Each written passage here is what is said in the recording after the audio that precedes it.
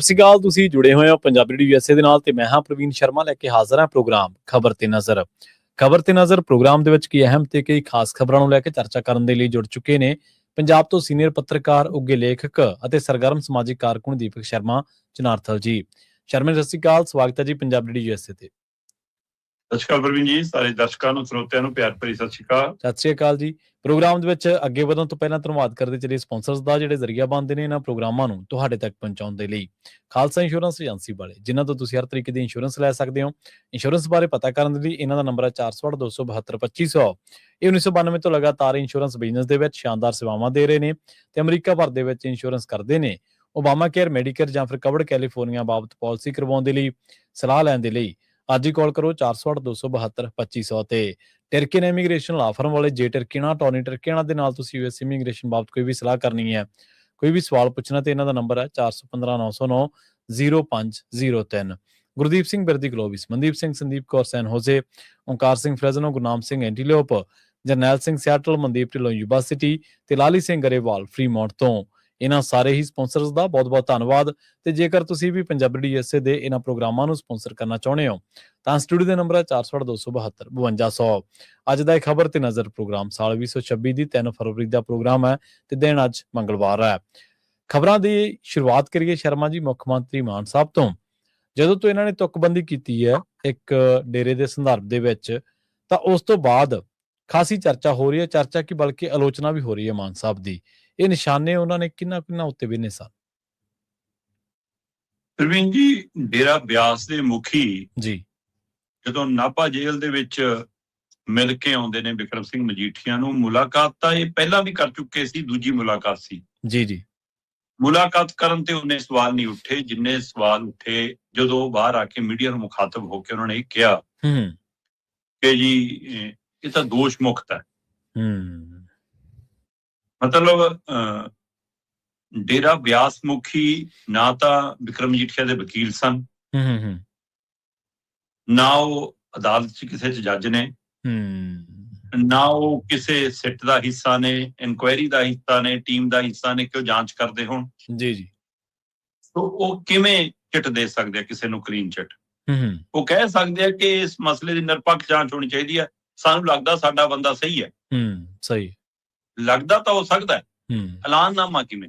ਸਹੀ ਗੱਲ। ਇਸ ਨੂੰ ਲੈ ਕੇ ਵਿਰੋਧੀਆਂ ਨੇ, ਜਿਹੜੇ ਬਿਕਰਮ ਮਜੀਠੀਆ ਦੇ ਉਲਟ ਖੜੇ ਨੇ, ਜਾਂ ਜਿਹੜੇ ਇਹ ਨਰੇਟਿਵ ਖੜਾ ਕਰ ਰਹੇ ਸੀ ਕਿ ਬਿਕਰਮ ਮਜੀਠੀਆ ਡਰੱਗ ਦਾ, ਜਦੋਂ ਕਿ ਮਾਮਲਾ ਸਾਰਿਆਂ ਨੂੰ ਦਿਖਦਾ ਕਿ ਆਮਦਨ ਤੋਂ ਵੱਧ ਹੈ, ਪਰ ਜਿਹੜਾ ਉਹ ਇੱਕ ਮਾਹੌਲ ਸਿਰਜਣ ਦੀ ਪ੍ਰਕਿਰਿਆ ਸੀ, ਉਹ ਢਹਿ ਹੁੰਦਾ ਜਦੋਂ ਇੱਕ ਡੇਰਾ ਬਿਆਸ ਮੁਖੀ ਆ ਕੇ ਇੰਜ ਕਹਿੰਦਾ।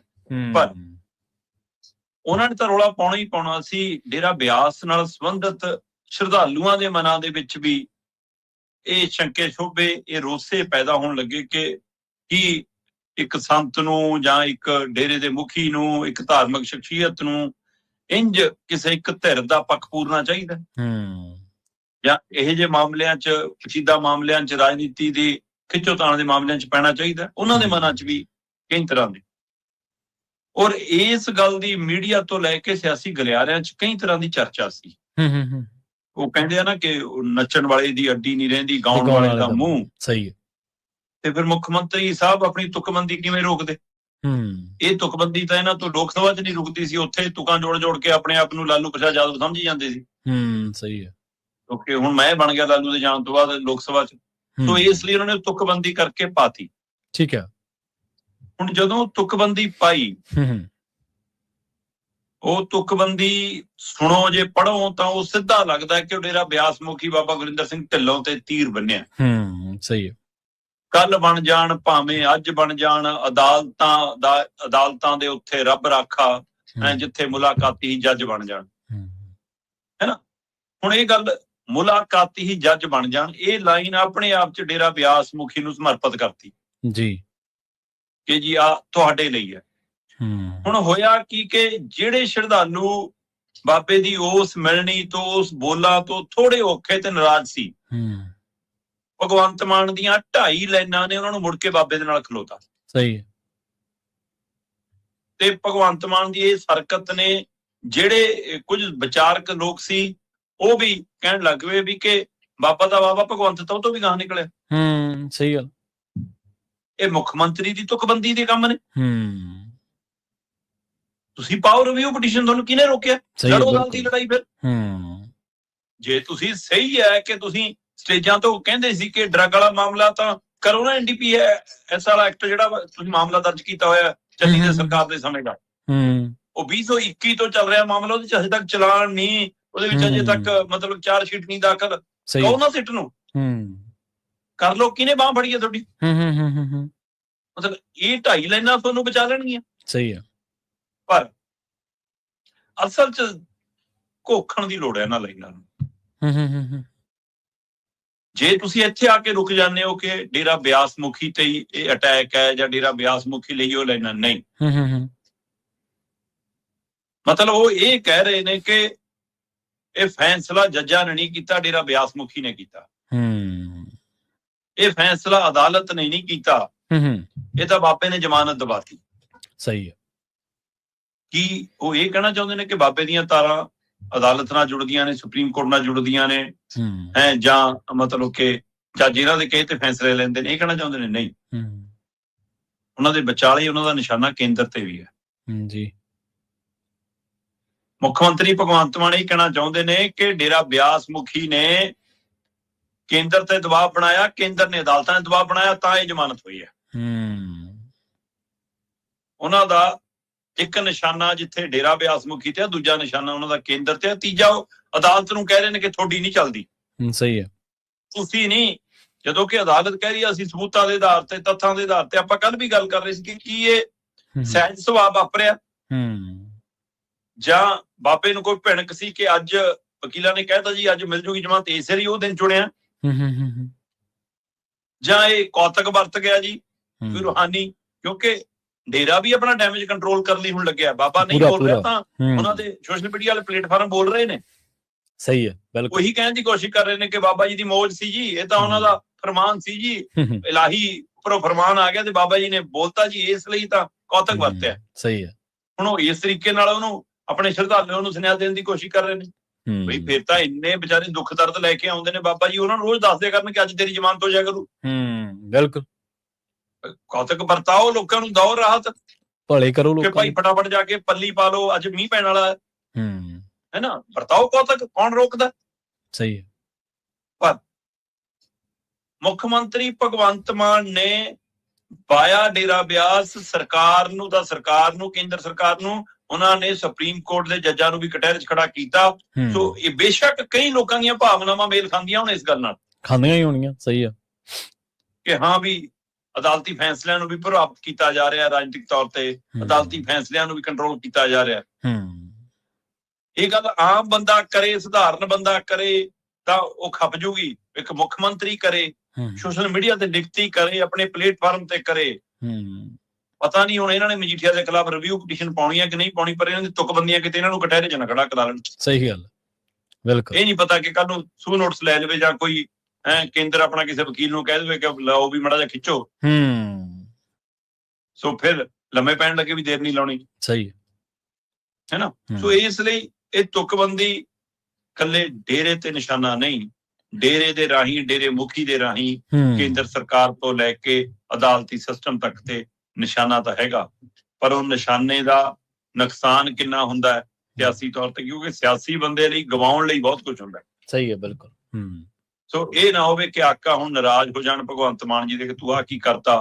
ਪਹਿਲਾਂ ਸਿੱਖ ਵੋਟ ਨੇੜੇ ਲਿਆਉਣ ਦਾ ਸਬਜ਼ ਬਾਗ ਦਿਖਾ ਕੇ ਸਾਨੂੰ ਉਹ ਦੂਰ ਕਰਤੀ ਹੈ, ਫਿਰ ਉਹਦੇ ਨਾਲ ਰਾਜਾ ਨਾਭ ਕਮਲ ਸਾਹ ਵਾਲੀ ਉੱਥੇ ਵਾਲੀ ਉਹਦੇ ਨਾਲ ਵੋਟ ਨਾਰਾਜ਼ ਹੋ ਗਈ, ਹੁਣ ਡੇਰਾ ਬਿਆਸ ਵਾਲੀ ਵੋਟ ਵੀ ਤੂੰ ਨਾਰਾਜ਼ ਕਰ ਲਈ, ਹੈ ਨਾ।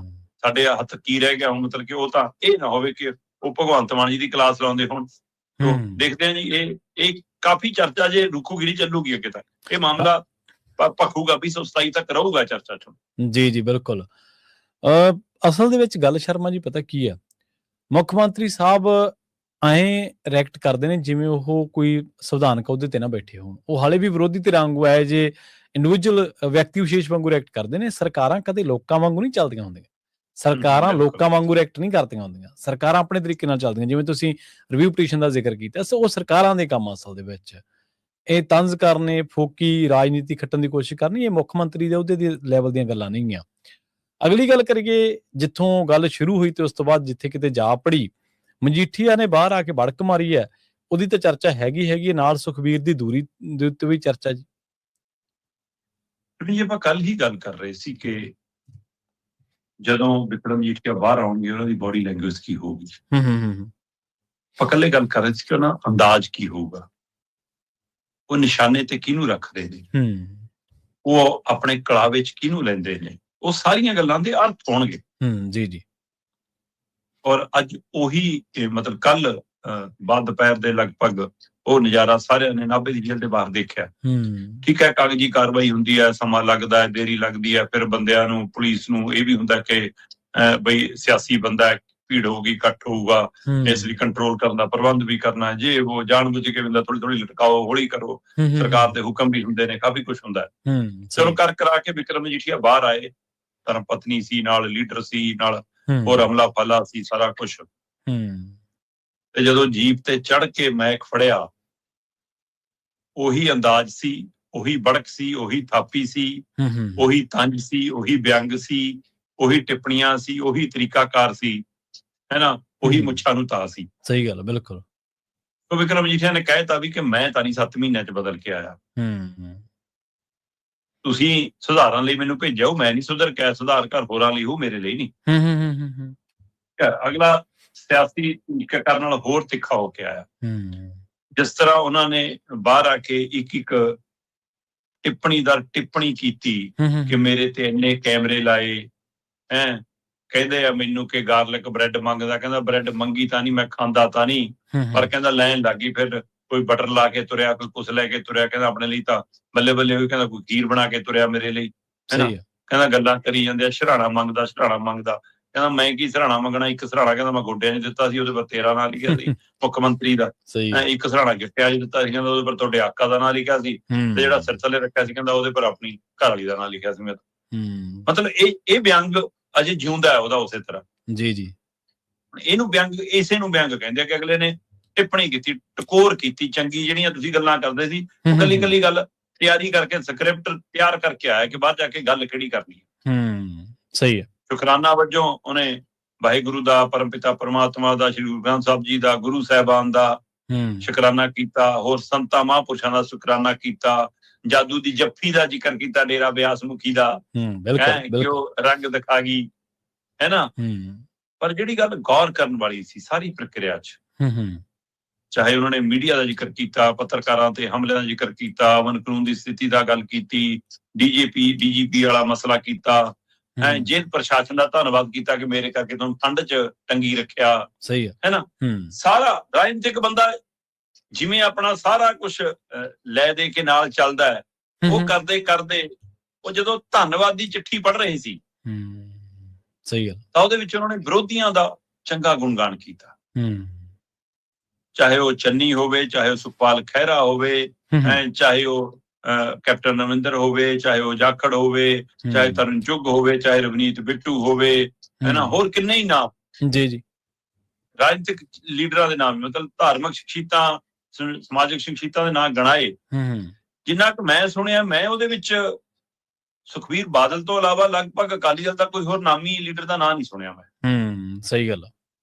ਜਿੰਨਾ ਕੁ ਮੈਂ ਸੁਣਿਆ, ਮੈਨੂੰ ਤਾਂ ਲੱਗਦਾ SGPC ਦੇ ਪ੍ਰਧਾਨ ਦਾ ਜਾਂ ਕਿਸੇ ਦਾ ਨਾਮ ਵੀ ਨਹੀਂ ਸੁਣਿਆ ਮੈਂ, ਹੈ ਨਾ। ਮਤਲਬ ਵਕੀਲਾਂ ਦੇ ਵਿੱਚੋਂ ਕਲੇਰ ਦਾ ਨਾਮ ਆਇਆ, ਕੁਝ ਹੋਰ ਦਾ ਨਾਮ ਆਇਆ, ਹੈ ਨਾ।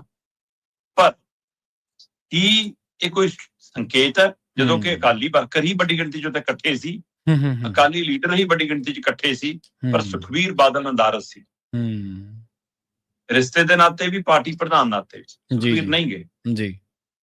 ਐਸੇ ਤਾਂ ਕੋਈ ਆਜ਼ਾਦੀ ਘੁਲਾਟੀਏ ਵਜੋਂ, ਕੋਈ ਮੋਰਚੇ ਵਜੋਂ, ਕੋਈ ਪੰਜਾਬ ਦੀ ਹੱਕੀ ਲੜਾਈ ਵਜੋਂ ਜੇਲ੍ਹ ਕੱਟ ਕੇ ਨਹੀਂ ਆਏ ਵਿਕਰਮ ਮਜੀਠੀਆ। ਸਹੀ ਸਹੀ ਸਹੀ, ਬਿਲਕੁਲ। ਮੈਨੂੰ ਅੱਜ ਵੀ ਯਾਦ ਹੈ NRI ਸੰਮੇਲਨ 'ਚ ਪ੍ਰਕਾਸ਼ ਸਿੰਘ ਬਾਦਲ ਨੇ ਕਿਹਾ ਸੀਗਾ, ਮੇਰੇ ਪਿੱਛੇ ਖੜਾ, ਮੇਰੀ ਕੁਰਸੀ ਲੈਣ ਨੂੰ ਫਿਰਦਾ, ਇਹਨੂੰ ਪੁੱਛੋ ਇਹਨੇ ਕੋਈ ਜੇਲ੍ਹ ਕੱਟੀ ਹੈ। ਅਗਲਾ ਕਹੂਗਾ ਕੋਈ ਗੱਲ ਨਹੀਂ, ਚਾਹੇ ਆਮਦਨ ਤੋਂ ਬਾਅਦ ਜਾਇਦਾਦ ਦੇ ਦੋਸ਼ਾਂ 'ਚ ਕੱਟ ਲਈ ਹੁਣ।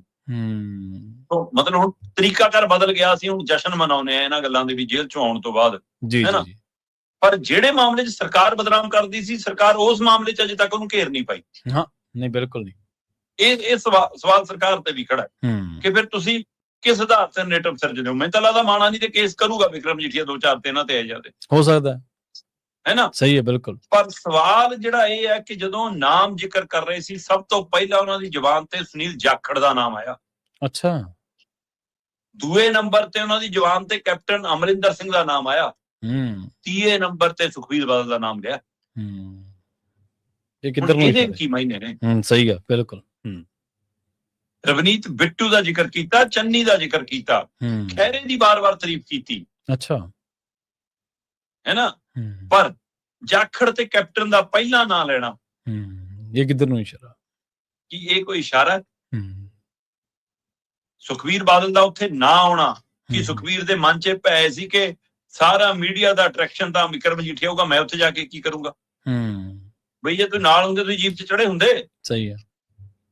ਮੈਂ ਤੁਹਾਡੇ ਮੂਹਰੇ ਵੀ ਹੁੰਦੇ, ਤੁਸੀਂ ਵੀ ਕੋਈ ਦੋ ਗੱਲ ਬੋਲਦੇ, ਬਰਾਬਰ ਫਰੇਮ 'ਚ ਰਹਿੰਦੇ ਮੀਡੀਆ ਦੇ। ਪਤਾ ਨਹੀਂ ਕਿਸੇ ਨੇ ਸਲਾਹ ਦੇਤੀ, ਸ਼ਾਇਦ ਉਸੇ ਸਲਾਹਕਾਰਾਂ ਦੇ ਨਾਮ ਵੀ ਨਹੀਂ ਲਏ ਫਿਰ ਵਿਕਰਮ ਮਜੀਠੀਆ ਨੇ ਅਕਾਲੀਆਂ ਦੇ। ਸਹੀ ਹੈ ਨਾ।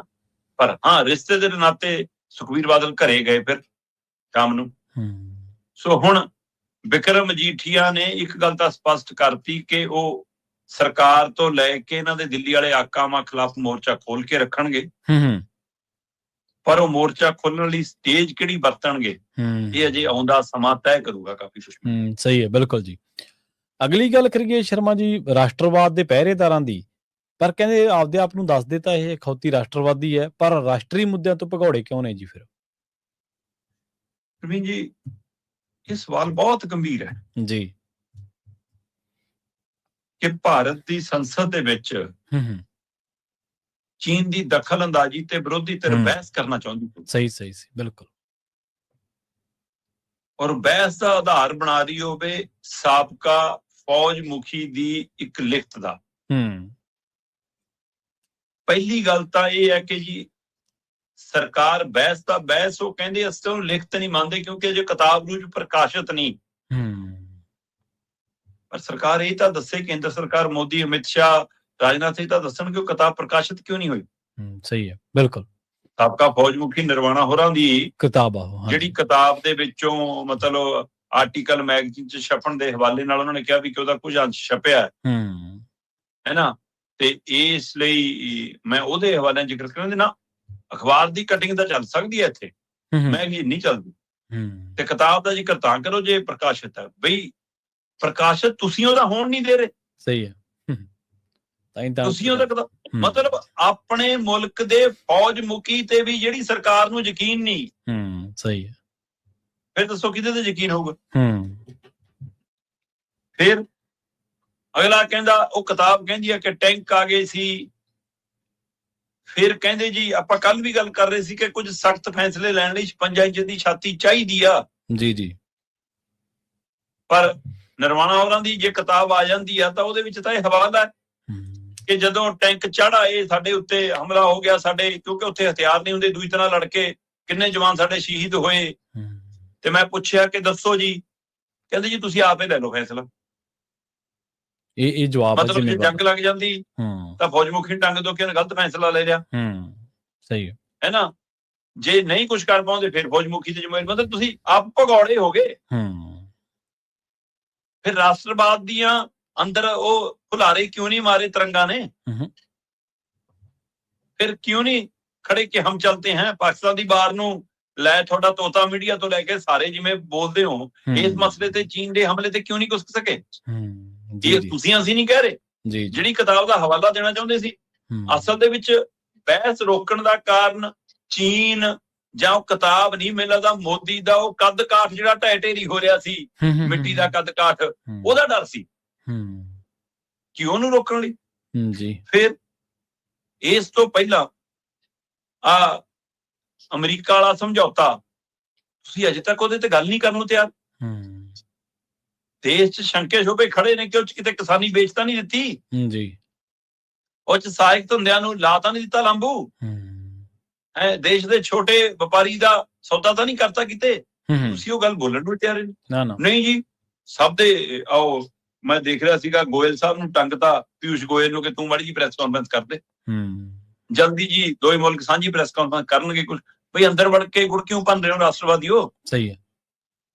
ਤੁਸੀਂ ਤਾਂ ਇਹ ਕਹਿੰਦੇ ਸੀਗੇ ਕਿ ਵੀ ਅਸੀਂ ਮਤਲਬ ਕਿ ਉਹ ਮੁਲਕ ਦੀ ਚੀਜ਼ਾਂ ਹੀ ਵਰਤਾਂਗੇ ਜੀ, ਹੈ ਨਾ, ਸਵਦੇਸ਼ੀ ਹੀ ਹੋਵਾਂਗੇ ਜੀ, ਹਾਂਜੀ ਹਾਂਜੀ ਤੇ ਹਾਂਜੀ ਹੁਣ ਵਿਦੇਸ਼ੀ ਸਮਝੌਤਿਆਂ ਲਈ ਕਿਉਂ ਭੱਜੇ ਫਿਰਦੇ ਹੋ? ਹੂੰ ਤੇ ਜਿਹੜੇ ਪੁਰਾਣੇ ਮਿੱਤਰ ਸੀ ਉਹ ਤੋਂ ਸਾਂਭ ਨਹੀਂ ਹੋ ਰਹੇ। ਤੁਸੀਂ ਨਰੇਗਾ ਤੇ ਬਹਿਸ ਕਰਨ ਲਈ ਤਿਆਰ ਨਹੀਂ, ਜਿਹਦੇ ਨਾਲ ਪੂਰੇ ਮੁਲਕ ਦੇ ਵਿੱਚ ਗਰੀਬ ਗਰੂਬੇ ਦੀ ਰੋਜੀ ਦਾ ਖਤਰਾ ਖੜਾ ਜਾਣ ਦਾ ਸਹੀ ਹੈ ਉਹਦੇ ਤੇ। ਤੁਸੀਂ ਸੰਸਦ ਕਾਹਦੇ ਲਈ ਆ ਫਿਰ? ਤੁਸੀਂ ਇੱਥੋਂ ਅੰਦਾਜ਼ਾ ਲਾ ਲਓ ਕਿ ਇਸ ਵਾਰ ਤਾਂ ਵਿਰੋਧੀ ਧਿਰ ਦੇ ਵਿੱਚ ਜਾਨ ਹੈਗੀ ਮਾੜੀ ਜੀ, ਤਿਲਾਂ 'ਚ ਤੇਲ ਹੈਗਾ ਉਹਨਾਂ ਦੇ ਕੋਲ ਮਾੜਾ ਜਾ। ਉਹਦੇ ਬਾਵਜੂਦ ਵੀ ਜੇ ਸੰਸਦ 'ਚ ਉਹਨੂੰ ਨਹੀਂ ਬੋਲਣ ਦਿੰਦੇ ਤਾਂ ਦੇਸ਼ 'ਚ ਆਮ ਬੰਦੇ ਨੂੰ ਕੀ ਬੋਲਣ ਦਿੰਦੇ ਹੋਣਗੇ। ਸਹੀ ਗੱਲ। ਇਹ ਤੋਂ ਅੰਦਾਜ਼ਾ ਲਾ ਲਓ। ਸੋ ਅਖੌਤੀ ਰਾਸ਼ਟਰਵਾਦ ਇਹਨਾਂ ਦਾ ਡੁੱਲ ਡੁੱਲ ਕੇ ਬਾਹਰ ਆ ਰਿਹਾ ਜੀ, ਹੈ ਨਾ, ਇਹ ਉਹ ਤੋਂ ਭੱਜਦੇ ਵੀ ਨਜ਼ਰ ਆ ਰਹੇ ਨੇ। ਠੀਕ ਹੈ, ਡਰਾਮਾ ਕਿੰਨੀ ਦੇਰ ਕਿਹਦਾ ਚੱਲਦਾ ਰਹਿਣਾ ਜੀ। ਬਿਲਕੁਲ। ਅਗਲੀ ਗੱਲ ਕਰੀਏ ਸ਼ਰਮਾ ਜੀ, ਪੰਜਾਬ ਦੇ ਸਕੂਲਾਂ ਦੇ ਹਸਪਤਾਲਾਂ ਦੀ, ਜਿਹੜਾ ਇਹਨਾਂ ਨੇ ਨਵਾਂ ਇਨਕਲਾਬੀਆਂ ਨੇ ਰੰਗ ਜਿਹੜਾ ਕਰਨ ਦੀ ਇੱਕ ਮੁਹਿੰਮ ਛੇੜੀ ਹੋਈ ਹੈ, ਉਹਦੇ ਤੇ ਕਹਿੰਦੇ ਚੰਗਾ ਕਲੇਸ਼ ਛਿੜ ਗਿਆ ਜੀ। ਦੇਖੋ, ਇਹਦੇ ਵਿੱਚ ਕੋਈ ਦੋ ਰਾਏ ਨਹੀਂ ਕਿ ਸਿਆਸੀ ਧਿਰ ਹੁੰਦੀ ਹੈ। ਔਰ ਇਹ ਕੰਮ ਬਾਦਲਾਂ ਦੇ ਟਾਈਮ ਵੀ ਅਸੀਂ ਦੇਖਿਆ, ਨੀਲੇ ਕਾਰਡ ਬਣ ਗਏ ਸੀ, ਹੈ ਨਾ। ਇਹ ਟਾਈਮ ਅਸੀਂ ਕੈਪਟਨ ਦੇ ਚ ਵੀ ਦੇਖਿਆ ਕਿ ਐਂਬੂਲੈਂਸਾਂ ਤੋਂ ਲੈ ਕੇ ਕਰੋਨਾ ਕਿੱਟਾਂ ਤੱਕ ਕੈਪਟਨ ਦੀਆਂ ਫੋਟੋਆਂ ਆ ਗਈਆਂ ਸੀ। ਜੀ ਜੀ। ਪਰ ਉਹ ਸਾਰੇ ਸਿਸਟਮ ਨੂੰ ਭਗਵੰਤ ਮਾਨ ਸਭ ਤੋਂ ਵੱਧ ਭੰਡਦੇ ਰਹੇ। ਫੋਟੋ ਕਲਚਰ ਨੂੰ, ਲਿਫਾਫਾ ਕਲਚਰ ਨੂੰ, ਹੈ ਨਾ, ਬੈਨਰ ਪੋਸਟਰ ਕਲਚਰ ਨੂੰ, ਸਰਕਾਰੀ ਸਟੇਜਾਂ ਵਰਤਣ ਦੇ ਕਲਚਰ ਨੂੰ, ਉਹ ਸਾਰੇ ਨੂੰ ਭੰਡ ਕੇ ਇਹਨਾਂ ਕੋਲ ਜਦੋਂ ਮੌਕਾ ਮਿਲਿਆ ਤੇ ਤਦ ਆਪ ਤਾਂ ਉਹਨਾਂ ਤੋਂ ਵੀ 4 ਕਦਮ ਅੱਗੇ ਨਿਕਲ ਗਏ। ਜੀ ਸਹੀ ਹੈ। ਮਤਲਬ ਕਿਹੜੀ ਥਾਂ ਛੱਡੀ ਹੈ ਜਿੱਥੇ ਫੋਟੋ ਨਾ ਲਾਉਂਦੇ ਹੁਣ? ਕੋਈ ਵੀ ਤਰੀਕਾ ਕਰ ਦੱਸ ਦਿਓ ਮੈਨੂੰ ਕਿ ਜਿੱਥੇ ਇਹਨਾਂ ਨੇ ਮਤਲਬ ਉਹ ਧਾਰਮਿਕ ਯਾਤਰਾ ਵਾਲੇ ਝੋਲਿਆਂ ਤੇ ਵੀ ਫੋਟੋਆਂ ਲਾ ਦੀਆਂ ਆਪਣੀਆਂ। ਸਹੀ ਉਹ ਰਹੂਗਾ ਕੀ ਇਹਨਾਂ ਕੋਲ? ਤੁਸੀਂ ਇਹ ਦੇਖੋ, ਉੱਥੇ ਤੱਕ ਨਹੀਂ ਇਹਨਾਂ ਨੇ ਛੱਡਿਆ। ਤੇ ਹੁਣ ਸਕੂਲਾਂ ਦੀਆਂ ਇਮਾਰਤਾਂ, ਹਸਪਤਾਲਾਂ ਦੀਆਂ ਇਮਾਰਤਾਂ, ਉਹਨਾਂ ਨੂੰ ਪੀਲਾ ਤੇ ਨੀਲਾ ਰੰਗ ਉਹ ਕਰ ਰਹੇ ਨੇ ਜਿਹੜਾ ਬਿਲਕੁਲ ਇਹਨਾਂ ਦੇ ਝੰਡੇ ਵਰਗਾ ਰੰਗ ਹੈ। ਸੋ ਇਸ ਲਈ ਉਹ ਝੰਡਾ ਰੰਗ ਕਰਕੇ ਮਤਲਬ ਕਿ ਨਵਾਂ ਝੰਡਾ ਜਿਹੜਾ ਚਲਾਉਣ ਨੂੰ ਫਿਰਦੇ ਨੇ, ਇੰਜ ਨਹੀਂ ਵਿਕਾਸ ਦੀ ਤਸਵੀਰ ਲੋਕਾਂ ਦੇ ਮਨਾਂ ਚੋਂ ਉਕਰਦੀ ਹੁੰਦੀ। ਸਹੀ ਗੱਲ। ਠੀਕ ਹੈ, ਵਿਰੋਧੀ ਰੌਲਾ ਪਾਉਂਦੇ ਨੇ ਕਿਉਂਕਿ ਉਹਨਾਂ ਦੀਆਂ ਚੀਕਾਂ ਆਪਣੀਆਂ ਨਿਕਲਦੀਆਂ, ਉਹਨੂੰ ਲੱਗਦਾ ਕਿ ਕਿਤੇ ਇਹਨੂੰ ਦੇਖ ਕੇ ਵੋਟਾਂ ਨਾ ਪੈ ਜਾਣ। ਜੇ ਐ ਪੈਂਦੀਆਂ ਹੁੰਦੀਆਂ ਤਾਂ ਫਿਰ ਕੈਪਟਨ ਬਾਦਲ ਕਦੇ ਹਾਰਦੇ ਥੋੜਾ, ਹੈ ਨਾ। ਸੋ ਇਸ ਲਈ ਇਹ ਨਹੀਂ, ਇਹਦਾ ਲੋਕਾਂ ਨੇ ਦੇਖਣਾ ਕਿ ਕੀ ਕਰਨਾ ਕੀ ਨਹੀਂ। ਪਰ ਸਵਾਲ ਇਹ ਹੈ ਕਿ ਤੁਹਾਡੇ ਕੋਲ ਤਾਂ ਦਿੱਲੀ ਮਾਡਲ ਬੜਾ ਤਕੜਾ ਸੀ ਸਿੱਖਿਆ ਸਿਹਤ ਦਾ, ਤੇ ਫਿਰ ਉਹ ਇਹੀ ਦਿਖਾਵੇ ਵਾਲਾ ਹੀ ਮਾਡਲ ਸੀ ਨਾ, ਮਤਲਬ ਰੰਗਾਂ ਵਾਲਾ ਹੀ ਮਾਡਲ ਸੀ ਨਾ ਜੀ। ਉਹ ਤਾਂ ਗੱਤੇ ਦਾ ਬਣਾਇਆ ਮਾਡਲ ਸੀ ਨਾ, ਹਕੀਕਤ ਨਹੀਂ। ਜੇ ਤੁਸੀਂ ਸੱਚਮੁੱਚ ਹਸਪਤਾਲਾਂ ਨੂੰ ਪੈਰਾਂ ਸਿਰ ਕੀਤਾ ਹੁੰਦਾ ਜੀ, ਜੇ ਹਸਪਤਾਲਾਂ 'ਚ ਡਾਕਟਰਾਂ ਦੀ ਕਮੀ, ਦਵਾਈਆਂ ਦੀ ਕਮੀ, ਮਸ਼ੀਨਰੀ ਦੀ ਕਮੀ ਦੂਰ ਕੀਤੀ ਹੁੰਦੀ, ਤਾਂ ਹਰ ਮਰੀਜ਼ ਤੇ ਹਰ ਮਰੀਜ਼ ਦੇ ਨਾਲ ਆਉਣ ਵਾਲਾ ਬੰਦਾ ਤੁਹਾਡਾ ਉਪਾਸਕ ਹੁੰਦਾ, ਤੁਹਾਡਾ ਵੋਟ ਬੈਂਕ ਪੱਕੀ ਹੁੰਦੀ ਜੀ। ਜੇ ਤੁਸੀਂ ਸਕੂਲਾਂ ਨੂੰ, ਜਿਹੜੇ ਅੱਜ ਕੱਲ ਗਰੀਬਾਂ ਦੇ ਸਕੂਲ ਬਣ ਕੇ ਰਹਿ ਗਏ ਸਰਕਾਰੀ, ਹੈ ਨਾ, ਉਹਨਾਂ ਸਕੂਲਾਂ ਨੂੰ ਤੁਸੀਂ ਅਧਿਆਪਕ ਪੱਖੋਂ ਪੂਰੇ ਕੀਤਾ ਹੁੰਦਾ, ਵਿਦਿਆਰਥੀਆਂ ਦੀ ਲੋੜਾਂ ਪੱਖੋਂ ਪੂਰਾ ਕੀਤਾ ਹੁੰਦਾ, ਮਾਸਟਰਾਂ ਨੂੰ ਭਰੋਸਾ ਦਿਵਾਇਆ ਹੁੰਦਾ ਕਿ ਤੁਹਾਡਾ ਕੰਮ ਸਿਰਫ ਪੜਾਉਣਾ ਹੋਊਗਾ, ਹੋਰ ਨਹੀਂ, ਤਾਂ ਆ ਪੀਟੀਏ ਵਾਲੀਆਂ ਮੀਟਿੰਗਾਂ ਜਾਂ ਕਰਾਉਂਦੇ ਹੁੰਦੇ ਨੇ, ਪੇਰੈਂਟਸ ਮੀਟਿੰਗ ਕੀ ਹੈ ਨਾ, ਉਹਦੇ ਤੁਹਾਡਾ ਪ੍ਰਚਾਰ ਆਪੇ ਹੁੰਦਾ, ਤੁਹਾਨੂੰ ਦਸਤੇ, ਗਮਲੇ, ਹੈ ਨਾ, ਰੈੱਡ ਕਾਰਪੇਟ, ਸੋਸ਼ਲ ਮੀਡੀਆ ਵਾਲੇ ਪੇਜ ਨਾ ਚਲਾਉਣੇ ਪੈਂਦੇ ਨਾ। ਬਿਲਕੁਲ ਜਨਾਬ, ਬੁਨਿਆਦੀ ਸਹੂਲਤਾਂ ਪੈਦਾ ਕਰਨਾ ਸਰਕਾਰ ਦਾ ਕੰਮ ਹੈ, ਝੰਡਾ ਪ੍ਰਚਾਰ ਕਰਨਾ ਨਹੀਂ। ਸੋ ਜੇ ਤੁਸੀਂ ਉਹ ਕਰ ਦੋ ਤਾਂ ਲੋਕ ਤੁਹਾਡੇ ਆਪ ਗੁਣਗਾਨ ਕਰਨਗੇ, ਲੋਕ ਤੁਹਾਡੇ ਆਪ ਵੋਟ ਬੈਂਕਰ ਬਣ ਜਾਣਗੇ। ਜੀ ਜੀ ਸਹੀ ਹੈ। ਪਰ ਇਹਨਾਂ ਨੂੰ ਲੱਗਦਾ ਕਿ ਰੰਗਾਂ ਵਾਲੀ ਕ੍ਰਾਂਤੀ ਆ ਜਾਂਦੀ ਹੈ। ਦੇਖਦੇ ਹਾਂ ਜੀ ਇਹ ਕ੍ਰਾਂਤੀ ਹੁਣ ਸਿੱਖਿਆ ਕ੍ਰਾਂਤੀ ਦਾ ਦੂਆ ਗੇੜ ਲੱਗਦਾ ਮੈਨੂੰ। ਪਹਿਲਾਂ ਪਖਾਨਾ ਕ੍ਰਾਂਤੀ ਦੇ ਰੂਪ ਚ ਆਇਆ ਸੀ, ਹੁਣ ਰੰਗ ਕ੍ਰਾਂਤੀ ਦੇ ਰੂਪ ਚ ਆਇਆ। ਸੋ ਜਿਵੇਂ ਯੁੱਧ ਨਸ਼ਿਆਂ ਵਿਰੁੱਧ ਦਾ ਦੂਜਾ ਗੇੜਾ, ਉਵੇਂ ਮੈਨੂੰ ਸਿੱਖਿਆ ਕ੍ਰਾਂਤੀ ਦਾ ਦੂਜਾ ਗੇੜਾ। ਸੋ ਚੰਗੀ ਬਹਿਸ ਛਿੜੀ ਹੋਈ ਹੈ ਇਹਨਾਂ ਮੁੱਦਿਆਂ ਦੇ ਉੱਤੇ। ਔਰ ਗੌਰ ਕਰਨ ਵਾਲੀ ਗੱਲ ਇਹ ਹੋਊਗੀ ਕਿ ਜਦੋਂ ਕੱਲ ਨੂੰ ਜਾਂਚ ਹੋਊਗੀ ਕਿਤੇ ਨਵਾਂ ਰੰਗ ਘੁਟਾਲਾ ਨਾ ਨਿਕਲੇ ਜੀ। ਇਹ ਵੀ ਨਿਕਲ ਸਕਦਾ ਜੀ, ਬਿਲਕੁਲ ਕੋਈ ਦੋ ਰਾਏ ਨਹੀਂ। ਇਹ ਇਵੈਂਟ ਮੈਨੇਜਮੈਂਟ ਜਿਹੜੀ ਕੰਪਨੀ ਹੈ ਨਾ, ਉਹ ਦੇਖਣ ਵਾਲੀ ਗੱਲ ਹੋਊਗੀ ਕਿ ਰੰਗ ਦੇ ਡੱਬੇ ਵੀ ਕਿੱਥੋਂ ਆ ਰਹੇ, ਜਿਨ੍ਹਾਂ ਦੀਆਂ ਟੈਂਟ, ਕੁਰਸੀਆਂ, ਪਾਈਪਾਂ ਤੱਕ ਦਿੱਲੀ ਤੋਂ ਆਉਂਦੀਆਂ ਨੇ, ਤੇ ਕਿਤੇ ਇਹ ਨਾ ਹੋਵੇ ਰੰਗ ਦੇ ਡੱਬੇ ਵੀ ਤੇ ਰੰਗ ਕਰਨ ਵਾਲੇ ਵੀ ਬਾਹਰੋਂ ਆਉਂਦੇ ਹੋਣ। ਇਹ ਵੀ ਗੌਰ ਕਰਨ ਵਾਲਾ ਗੱਲ, ਇਹ ਵੀ ਜਾਂਚ ਦਾ ਵਿਸ਼ਾ ਰਹੂਗਾ ਜੀ। ਬਿਲਕੁਲ।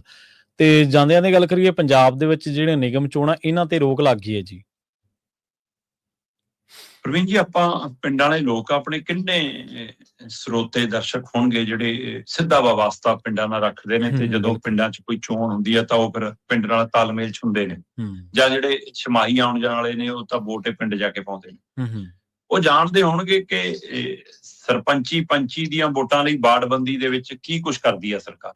ਜੀ ਮਤਲਬ ਬਹੁਤ ਨੇੜੇ ਤੋਂ ਇਹ ਸਾਰਾ ਵਰਤਾਰਾ ਜਦੋਂ ਮੈਂ ਦੇਖਿਆ ਤਾਂ ਹੈਰਾਨ ਕਰਨ ਵਾਲਾ ਸੀ ਕਿ ਇੱਕੋ ਘਰ ਦੇ 4 ਜੀ ਨੇ ਜੀ, 2 ਦੀਆਂ ਵੋਟਾਂ ਕਿਸੇ ਹੋਰ ਵਾਰਡ 'ਚ, 2 ਦੀਆਂ ਵੋਟਾਂ ਕਿਸੇ ਹੋਰ ਵਾਰਡ 'ਚ, ਬੇਬੇ ਦੀ ਵੋਟ ਕਿਸੇ ਹੋਰ ਵਾਰਡ 'ਚ, ਪੁੱਤ ਦੀ ਵੋਟ ਕਿਸੇ ਹੋਰ ਵਾਰਡ 'ਚ, ਨੂੰਹ ਦੀ ਵੋਟ ਕਿਸੇ ਹੋਰ ਵਾਰਡ 'ਚ ਜੀ।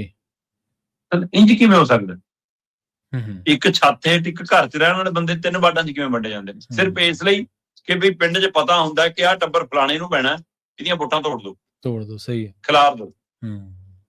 ਪੰਚੀ ਤਾਂ ਚੱਲ ਪੈ ਜਾਣਗੀਆਂ ਜਿੱਥੇ ਪੈਣੀਆਂ, ਪਰ ਪੰਚੀ ਵਾਲੇ ਪੰਚ ਜਿਤਾਉਣ ਲਈ ਪ੍ਰਕਿਰਿਆ ਹੁੰਦੀ ਹੈ। ਫਿਰ ਉਸੇ ਤਰ੍ਹਾਂ MC ਦੇ ਜਿਹੜੀਆਂ ਚੋਣਾਂ ਹੋਣੀਆਂ ਨੇ ਨਗਰ ਨਿਗਮ ਨਗਰ ਕੌਂਸਲ ਦੀਆਂ, ਉਹਦੇ ਵਿੱਚ ਵੀ ਵਾਰਡਬੰਦੀ ਦਾ ਮੁੱਦਾ ਬਣਿਆ ਕਿ ਵਾਰਡਬੰਦੀ ਦੇ ਵਿੱਚ ਇੱਕ ਕਤਾਰ 'ਚ 7 ਘਰ ਨੇ, 7 ਘਰਾਂ ਨੂੰ 3 ਵਾਰਡਾਂ 'ਚ ਛੱਡ ਦੋ ਜੀ, ਅੱਡੋ ਅੱਡ। ਜਿਹੜੇ ਹੈ ਇੱਕ ਲਾਈਨ 'ਚ ਇੱਕ ਮਹੱਲਾ, ਤੁਸੀਂ ਉਹਨੂੰ ਅੱਡੋ ਅੱਡ ਵਾਰਡਾਂ 'ਚ ਕਿਵੇਂ ਛੱਡ ਦੋ? ਉੱਥੇ ਵੀ ਇਹੀ ਪ੍ਰਕਿਰਿਆ। ਸੋ ਉਹਨੂੰ ਚੈਲੰਜ ਕੀਤਾ ਗਿਆ, ਵੱਖ-ਵੱਖ ਪਟੀਸ਼ਨਾਂ, ਚਾਹੇ ਉਹ ਪਠਾਨਕੋਟ ਦੀ ਹੋਵੇ, ਚਾਹੇ ਉਹ ਬਰਨਾਲੇ ਦੀ ਹੋਵੇ, ਚਾਹੇ ਉਹ ਨਵਾਂ ਸ਼ਹਿਰ ਦੀ ਹੋਵੇ, ਚਾਹੇ ਸੰਗਰੂਰ ਦੀ ਹੋਵੇ, ਕਿੰਨੀਆਂ ਥਾਵਾਂ ਦੀਆਂ ਪਟੀਸ਼ਨਾਂ, ਦਰਜਨਾਂ ਪਟੀਸ਼ਨਾਂ ਉਹ ਅਦਾਲਤ ਆ ਗਈਆਂ ਹਾਈ ਕੋਰਟ ਜੀ। ਤੇ ਹਾਈ ਕੋਰਟ ਨੇ ਇਹਨਾਂ ਨੂੰ ਕਿਹਾ ਸੀਗਾ ਵੀ ਤੁਸੀਂ ਵਾਰਡਬੰਦੀ ਦੀ ਪ੍ਰਕਿਰਿਆ ਤੇ ਜਵਾਬ ਦਿਓ। ਆਪਣਾ ਜਵਾਬ ਨਹੀਂ ਦਿੱਤਾ, ਚੋਣ ਦੀ ਤਿਆਰੀ ਕਰ ਲਈ। ਹੁਣ 9 ਨਗਰ ਨਿਗਮ ਨੇ, 100 ਦੇ ਕਰੀਬ ਨਗਰ ਕੌਂਸਲਾਂ ਨੇ, ਤੇ ਦਰਜਨਾਂ ਦੇ ਕਰੀਬ ਪਟੀਸ਼ਨਾਂ ਸੀ। ਉਹਨਾਂ ਨੇ ਸਾਰਿਆਂ ਦੀ ਰੋਕ ਲਾਤੀ ਹਾਈ ਕੋਰਟ ਜੀ ਕਿ ਤਦ ਤੱਕ ਤੁਸੀਂ ਨੋਟੀਫਿਕੇਸ਼ਨ ਨਹੀਂ ਜਾਰੀ ਕਰ ਸਕਦੇ ਚੋਣਾਂ ਦਾ, ਤਦ ਤੱਕ ਚੋਣਾਂ ਨਹੀਂ ਕਰਦੇ ਜਦ ਤੱਕ ਜਵਾਬ ਨਹੀਂ ਆਉਂਦਾ। ਅਗਲੀ ਸੁਣਵਾਈ ਹੁਣ 18 ਫਰਵਰੀ ਤੇ, ਮਤਲਬ 18 ਫਰਵਰੀ ਤੱਕ ਤਾਂ ਚੋਣਾਂ ਤੇ ਰੋਕ ਲੱਗ ਗਈ। ਹੁਣ ਸਰਕਾਰ ਲਈ ਤਿਆਰ ਕੀਤਾ ਮਾਹੌਲ, ਸੰਜੀਵ ਅਰੋੜਾ ਵੱਲੋਂ ਕੰਮ ਕੀਤਾ ਜਾ ਰਿਹਾ ਇਸ ਮਸਲੇ ਤੇ। ਨਵੀਂ ਉਹਨਾਂ ਨੂੰ ਇਹ ਵਿਭਾਗ ਮਿਲਿਆ ਸੀ ਸਾਰਾ ਕੁਝ, ਸੋ ਤਿਆਰੀਆਂ ਮਿਲੇ ਦਾ ਅੱਧ ਬਾਟੇ ਰਹਿ ਗਈਆਂ। ਇਹ ਨਾ ਹੋਵੇ ਚੋਣਾਂ ਲਟਕ ਜਾਣ ਜਾਂ ਫਿਰ ਉਹ ਸਮੇਂ ਆ ਜਾਣ ਜਦੋਂ ਅਗਲੀ ਚੋਣਾਂ ਦੀ ਤਿਆਰੀ ਕਰਨੀ ਹੋਵੇ ਇਹਨਾਂ ਨੇ। ਸੋ ਪਰ ਸਰਕਾਰ ਘਿਰੀ ਨਜ਼ਰ ਆਉਂਦੀ ਹੈ ਹੁਣ ਨਗਰ ਨਿਗਮ ਨਗਰ ਕੌਂਸਲ ਚੋਣਾਂ ਦੇ ਮਾਮਲੇ 'ਚ। ਜੀ ਬਿਲਕੁਲ। ਤੇ ਸ਼ਰਮਾ ਜੀ, ਇਹਨਾਂ ਖਾਸ ਖਬਰਾਂ ਤੇ ਖਾਸ ਜਾਣਕਾਰੀਆਂ ਦੇ ਲਈ ਤੁਹਾਡਾ ਬਹੁਤ-ਬਹੁਤ ਧੰਨਵਾਦ ਜੀ। ਸਤਿ ਸ਼੍ਰੀ ਅਕਾਲ ਜੀ। ਪ੍ਰੋਗਰਾਮ ਖਬਰ ਤੇ ਨਜ਼ਰ ਦੇ ਵਿੱਚ ਆਪਣੇ ਨਾਲ ਜੁੜੇ ਸਨ ਪੰਜਾਬ ਤੋਂ ਸੀਨੀਅਰ ਪੱਤਰਕਾਰ ਦੀਪਕ ਸ਼ਰਮਾ ਚਨਾਰਥਲ ਜੀ, ਜਿਨ੍ਹਾਂ ਦੇ ਨਾਲ ਆਪਾਂ ਕੀ ਅਹਿਮ ਤੇ ਕਈ ਖਾਸ ਖਬਰਾਂ ਨੂੰ ਲੈ ਕੇ ਚਰਚਾ ਕੀਤੀ ਹੈ। ਅਸੀਂ ਉਮੀਦ ਕਰਦੇ ਹਾਂ ਕਿ ਇਹ ਪ੍ਰੋਗਰਾਮ ਤੁਹਾਨੂੰ ਪਸੰਦ ਆਇਆ ਹੋਵੇਗਾ। ਇਸ ਪ੍ਰੋਗਰਾਮ ਦੇ ਵਿੱਚ ਕਈ ਅਹਿਮ ਤੇ ਕਈ ਵੱਡੀਆਂ ਖਬਰਾਂ ਅਸੀਂ ਕਲਿੱਪਸ ਦੇ ਰੂਪ ਦੇ ਵਿੱਚ Punjabi radio USA, Punjabi TV USA ਦੇ ਫੇਸਬੁੱਕ ਪੇਜ ਤੇ ਵੀ ਅਪਲੋਡ ਕਰਦੇ ਹਾਂ, YouTube ਚੈਨਲ ਦੇ ਉੱਤੇ ਵੀ ਅਪਲੋਡ ਕਰਦੇ ਹਾਂ। ਤੁਸੀਂ ਉੱਥੇ ਵੀ ਪੰਜਾਬੀ ਰੇਡੀਓ USA ਦੇ ਇਸ ਮੰਚ ਦੇ ਨਾਲ ਜ਼ਰੂਰ ਜੁੜੋ। ਤੁਹਾਡਾ ਸਾਰਿਆਂ ਦਾ ਬਹੁਤ ਧੰਨਵਾਦ। ਸਤਿ ਸ਼੍ਰੀ ਅਕਾਲ।